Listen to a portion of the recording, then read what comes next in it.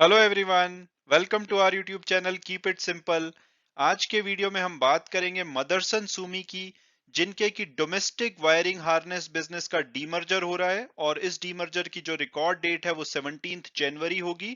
तो इस टॉपिक को हम इस वीडियो में डिटेल में डिस्कस करेंगे और ये भी बात करेंगे कि अगर आपके पास मदरसन सुमी के शेयर हैं या इनकी कोई फ्यूचर्स एंड ऑप्शन की ओपन पोजीशंस है तो उनका क्या हो सकता है। और आगे बढ़ने से पहले अगर आपने अभी तक चैनल को सब्सक्राइब नहीं किया है तो प्लीज सब्सक्राइब करके हमें मोटिवेट कीजिए। तो सबसे पहले अगर हम बात करें कि भाई आज की डेट में यानी कि रीस्ट्रक्चरिंग से पहले मदरसन सुमी का स्ट्रक्चर कैसा है। तो मदरसन सुमी, जिसका कि ऑफिशियल नाम है मदरसन सुमी सिस्टम्स लिमिटेड यानी कि MSSL, ये एक लिस्टेड कंपनी है स्टॉक एक्सचेंज में। इसमें 38.3% रिटेल शेयर होल्डर के पास इसके शेयर हैं। 25.3% SWS यानी कि सुमिटोमो वायरिंग सिस्टम्स लिमिटेड, जो कि जापान की कंपनी है, उनके पास है। और सहगल फैमिली के पास 3% के शेयर हैं।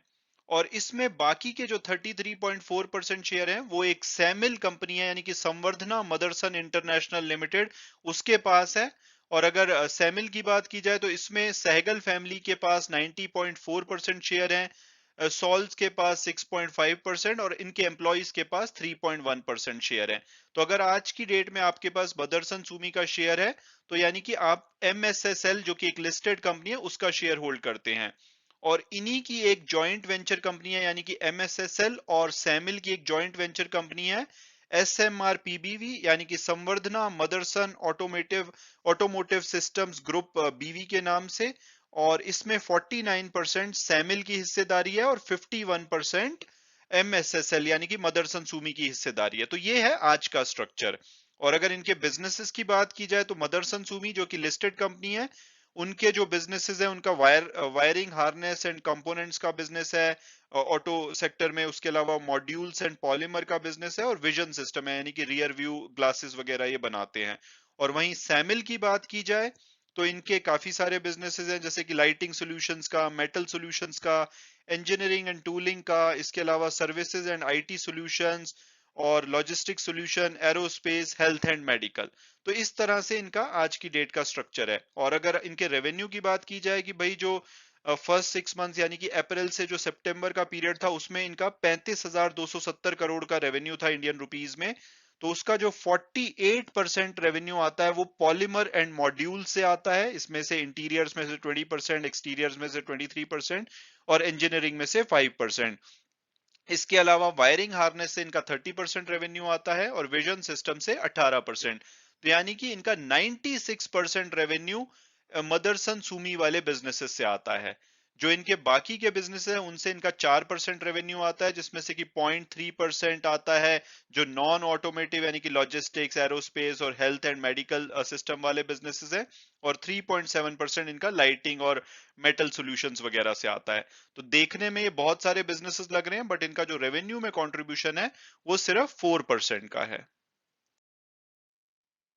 और अब अगर बात की जाए कि भाई कंपनी में रीस्ट्रक्चरिंग क्या हो रही है, तो ये रीस्ट्रक्चरिंग 2020 के मिडिल में अनाउंस की गई थी और उसके बाद इनको काफी सारे अप्रूवल लेने थे, कोविड आ गया तो इस वजह से इसमें काफी डिले हुआ। लेकिन अब फाइनली इनको पीछे NCLT का अप्रूवल मिल गया था और अब ये रीस्ट्रक्चरिंग बहुत ही जल्दी कंप्लीट होने वाली है। तो रीस्ट्रक्चरिंग के जो स्टेप्स होंगे, ये 2 स्टेप प्रोसेस होगी। पहला स्टेप होगा कि जो मदरसन सुमी में से जो इनका डोमेस्टिक यानी कि इंडियन मार्केट का वायरिंग हार्नेस का बिजनेस है उसको डीमर्ज किया जाएगा यानी कि उसको अलग किया जाएगा। और जो सेकंड स्टेप है, जब ये बिजनेस इनका जो डोमेस्टिक वायरिंग हार्नेस का बिजनेस है ये अलग हो जाएगा, तो सैमिल और MSSL दोनों कंपनीज को मर्ज करके एक कंपनी बना दी जाएगी जो कि एक लिस्टेड कंपनी होगी और उसके शेयर आपके पास होंगे।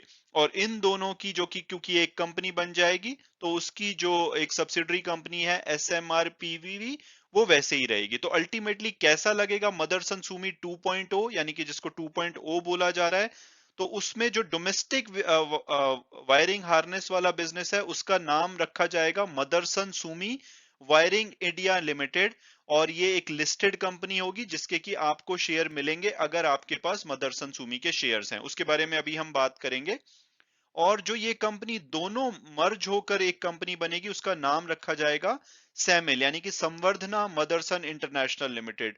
तो जब आप 14 जनवरी से शेयर देखेंगे, आइडियली आपको मदरसन सुमी की जगह सैमिल के नाम से मदरसन सुमी का शेयर दिखना चाहिए। ये भी एक लिस्टेड कंपनी होगी और इस कंपनी की 33.4% हिस्सेदारी होगी इनके डोमेस्टिक वायरिंग हार्नेस बिजनेस में, जैसे कि पहले होती थी सैमिल की मदरसन सुमी में। और इनकी 100%, क्योंकि अब ये एक ही कंपनी बन चुकी है, तो पहले इनकी जैसे 51% और 49% अलग अलग होती थी, अब इस नई कंपनी की जो कि एक जॉइंट कंपनी होगी, 100% हिस्सेदारी होगी SMRP BV में। और अब जो इनके बिजनेसेस है, यानी कि जो भी सारे बिजनेसेस थे, वो अब इस नई कंपनी के अंडर मर्ज हो जाएंगे। और अब अगर बात की जाए रीस्ट्रक्चरिंग की टाइमलाइन की, तो सबसे पहले जो ये रीस्ट्रक्चरिंग है, इसको अनाउंस किया गया था 2 जुलाई 2020 को। उसके बाद जो इस डीमर्जर की अपॉइंटेड डेट थी, यानी कि जिस दिन से बुक्स को अलग किया जाएगा, वो 1 अप्रैल 2021 रखी गई थी।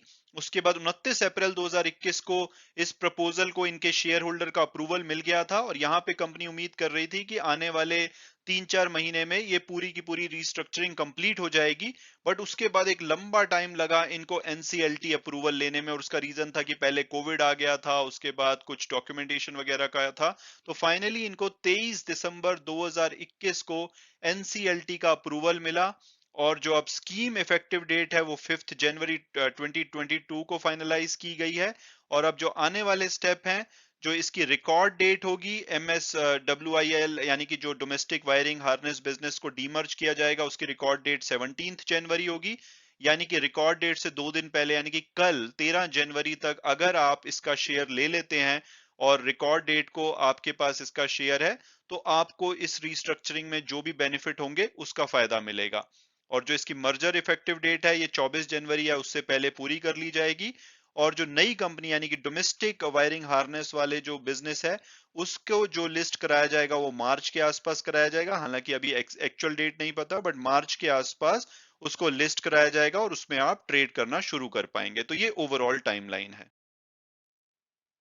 और अब अगर बात की जाए कंपनी के विजन 2025 की, तो कंपनी 5 साल की प्लानिंग करती है। इससे पहले 5 बार ये प्लानिंग कर चुकी है और ये छठा प्लान है जो कि इन्होंने 2025 के लिए अपने टारगेट सेट किए हैं। तो इनके 4 टारगेट हैं, उसमें पहला है कि ये 36 बिलियन यूएसडी का रेवेन्यू कमाना चाहते हैं 2024-25 तक। और अगर ऐसा होता है तो कंसोलिडेटेड बेसिस पे ये इनकी 40% रिटर्न ऑन कैपिटल एम्प्लॉयड होगी। और दूसरा जो इनका विजन है, वो ये चाहते हैं कि 3CX10, यानी कि कोई भी कंट्री, कस्टमर और कंपोनेंट, यानी कि जो ये 3C हैं, किसी में भी इनका कोई भी एक ऐसा सिंगल सोर्स नहीं होना चाहिए जिससे कि इनका 10% से ज्यादा रेवेन्यू आए। यानी कि ये बहुत ज्यादा कंसंट्रेशन नहीं चाहते कि एक कंट्री में हो, कस्टमर में हो, कंपोनेंट में हो। तो जहां पे ज्यादा होगी वहां पे ये कम करने की कोशिश करेंगे। और तीसरा ये चाहते हैं कि इनका 75% रेवेन्यू ऑटोमोटिव इंडस्ट्री से आए, जो कि अभी हमने पिछले पेज में देखा कि इनका 96% रेवेन्यू अभी ऑटोमोटिव इंडस्ट्री से आता है और बाकी का 25% ये नए डिवीजन से चाहते हैं। तो आप देखेंगे कि आने वाले सालों में जो बाकी का जो अभी रेवेन्यू 4% के आसपास आ रहा है, वहां पे ग्रोथ देखी जाएगी। और चौथा, कंपनी चाहती है कि जो भी इनके कंसोलिडेटेड प्रॉफिट हो, उसका 40% ये डिविडेंड के रूप में डिस्ट्रीब्यूट करें। और अब अगर बात की जाए कि भाई जो इनका 3CX10 का विजन है, यानी कि कोई भी कंपोनेंट, कंट्री और कस्टमर से 10% से ज्यादा रेवेन्यू नहीं आना चाहिए, तो अभी तक की उसकी क्या सिचुएशन है। तो जो सितंबर के नंबर के हिसाब से इनका, जैसे कि हमने ये डिस्कस किया पहले भी, कि 96% रेवेन्यू इनका ऑटोमोटिव से आता है और बाकी का 4% अदर से। तो ये एक नॉन ऑटोमोटिव एरिया है जहां पे की कंपनी बहुत ज्यादा फोकस करने वाली है आने वाले कुछ सालों में। इसके अलावा अगर इनके कस्टमर की बात की जाए, तो आप देखेंगे कि मर्सिडीज का ही एक रेवेन्यू है जो कि 11% से ज्यादा है और एक ही सिंगल कस्टमर से आ रहा है। इसके अलावा ऑडी का 10%, लेकिन और सभी कस्टमर्स का 10% से कम है। तो हो सकता है कि इनका जो फोकस है कुछ स्मॉल कस्टमर पे बढ़े, ताकि मर्सिडीज का भी जो ओवरऑल रेवेन्यू है उसको 10% के अंदर, जो इनका टारगेट है उसके अंदर लाया जा सके। और अब अगर बात की जाए कंट्री वाइज, तो इनका अगर फर्स्ट हाफ ऑफ 2021 का रेवेन्यू देखें, तो इंडिया से इनका 20% आता है, यूएसए से 19%। इसी तरह से जर्मनी और चाइना भी ऐसे कुछ कंट्री हैं जहां पे इनका 10% से ज्यादा रेवेन्यू आ रहा है। तो आई एम श्योर कि ये दूसरे कंट्रीज में ग्रोथ करेंगे ताकि यहाँ पे भी 10% से कम हो जाए इनका 2025 तक। और अब अगर बात की जाए कि भाई अगर आपके पास मदरसन सुमी का कोई शेयर है कैश में या कोई फ्यूचर एंड ऑप्शन की ओपन पोजीशन है तो उनका क्या होगा। तो सबसे पहले अगर हम मदरसन सुमी के कैश शेयर की बात करें कि अगर आपके होल्डिंग में कोई मदरसन सुमी का शेयर है, तो अगर आप कल यानी कि 13 जनवरी तक उस शेयर को नहीं बेचते, या अभी अगर आपके पास कोई मदरसन सुमी का शेयर नहीं है और कल आप एक नया मदरसन सुमी का शेयर ले लेते हैं डे एंड तक, तो उस केस में आपको एक नया Motherson Sumi wiring India limited का शेयर भी मिल जाएगा। यानी कि 17 जनवरी से आपके पास दो शेयर होंगे। एक होगा original Motherson Sumi system limited का, जिसका कि नया नाम सैमिल होगा, और एक नया शेयर होगा Motherson Sumi wiring India limited का। बट आपको ये नोट करना होगा कि जो नया शेयर है ये आपको अलॉट तो 17 को हो जाएगा, लेकिन ये डीमैट अकाउंट में रिफ्लेक्ट करेगा मार्च के आसपास, जबकि इसकी लिस्टिंग की जाएगी। तो अगर आपको ये 17 को या आने वाले कुछ टाइम तक नहीं दिखता है आपके डीमैट अकाउंट में, तो आपको परेशान होने की जरूरत नहीं है। जैसे ही ये लिस्ट होगा आपके डीमैट अकाउंट में रिफ्लेक्ट होने लग जाएगा।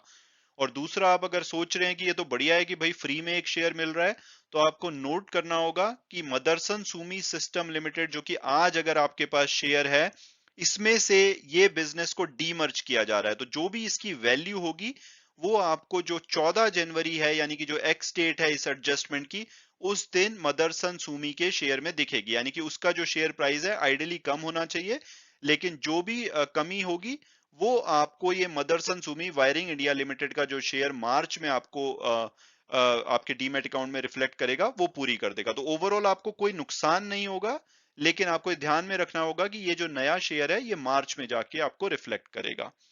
और इसकी एक्स डेट जैसे मैंने बताया 14 जनवरी को जो सैमिल का जो नई कंपनी होगी उसका शेयर आपको आपके डीमैट अकाउंट में रिफ्लेक्ट करने लगेगा। और जो इसकी एडजस्टमेंट है वो 17 जनवरी को गया, यानी कि कल तक अगर आप शेयर खरीद लेते हैं तो आपको इनके रिकॉर्ड में आपके पास शेयर होगा तो आपको नया शेयर मिल जाएगा। और अगर कल आप बेच देते हैं तो 17 जनवरी को जब रिकॉर्ड डेट है तो उस दिन आपके पास शेयर नहीं होगा इनके रिकॉर्ड के हिसाब से, तो आपको कोई नया शेयर नहीं मिलेगा। और उम्मीद करता हूं कि आपको ये समझ आ गया होगा। अगर फिर भी कोई क्वेश्चन है तो आप प्लीज मुझे कमेंट कीजिए, मैं मेक श्योर करूंगा कि आपको मैं डिटेल में वहां पे रिप्लाई करूं। और अब अगर बात की जाए कि अगर आपके पास कोई ओपन फ्यूचर एंड ऑप्शन की पोजीशन है, तो उस केस में आप मान के चलिए जैसे कि last Thursday of the month individual stock की एक्सपायरी होती है नॉर्मली, लेकिन इस केस में चाहे वो जनवरी का कॉन्ट्रैक्ट हो, फरवरी का कॉन्ट्रैक्ट हो या मार्च का कॉन्ट्रैक्ट हो मदरसन सुमी का, उसके लिए आप मान के चलिए कि एक्सपायरी कल हो जाएगी।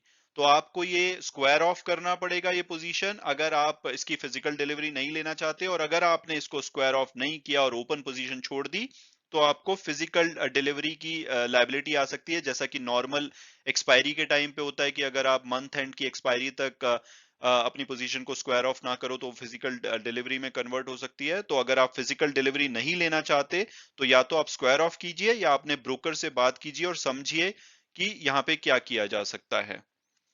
और इसके अलावा अगर बात की जाए कि भाई मदरसन सुमी के अगर हमें दोबारा से कॉन्ट्रैक्ट लेने हो फ्यूचर एंड ऑप्शन, तो उसका क्या होगा। तो 14 जनवरी से जो नई कंपनी यानी कि सैमिल के नाम से होगी, उसके जो फ्यूचर एंड ऑप्शन के कॉन्ट्रैक्ट्स हैं आपको जनवरी, फरवरी और मार्च तीनों पीरियड के 14 जनवरी से रिफ्लेक्ट होने लग जाएंगे। और उसका जो स्ट्राइक प्राइस है वो अभी अवेलेबल नहीं है, लेकिन उसको आपको कल यानी कि 13 जनवरी के मार्केट आवर्स के बाद बताया जाएगा कि उसके क्या स्ट्राइक प्राइस होंगे, क्योंकि उसकी एडजस्टमेंट होगी, उसका प्राइस कम होगा, लेकिन वो स्ट्राइक प्राइस आपको अलग से 13 जनवरी के मार्केट आवर्स के बाद पता लग जाएगा। और अब अगर वीडियो क्लोज करने से पहले क्विकली बात की जाए कि क्या हमें मदरसन सुमी का शेयर लेना चाहिए, तो अभी पिछले एक वीक में हालांकि ये 8% भागा है, बट फिर भी मुझे लगता है क्योंकि जो कंपनी के प्लान्स हैं, अभी पीछे सेमीकंडक्टर की शॉर्टेज की वजह से कुछ कंपनी ने मुश्किल टाइम देखा, कोविड की वजह से थोड़ी मुश्किलें आई, लेकिन कंपनी सॉलिड है। कंपनी का आपने विजन 2025 देखा है, इससे पहले अगर आप इनके जो 5 ईयर प्लान बनाए हैं उसको इन्होंने रिगरसली फॉलो किया है, तो उसको देख के लगता है कि कंपनी का फ्यूचर काफी ब्राइट हो सकता है। तो आप करंट प्राइस पे भी किसी भी करेक्शन पे इस शेयर को ले सकते हैं अगर आपको इस सेक्टर या सेगमेंट में भरोसा है। तो अगेन वीडियो क्लोज करने से पहले मैं दोबारा से ये बोलूंगा कि जो भी व्यूज हैं वो मेरे पर्सनल हैं। अगर आप इसमें इन्वेस्ट करना चाहते हैं तो अपने फाइनेंशियल एडवाइजर से बात कीजिए, और उसके बाद अगर आपको ठीक लगता है तभी आप इसमें इन्वेस्ट कीजिए। Thanks so much for watching the video and God bless you all.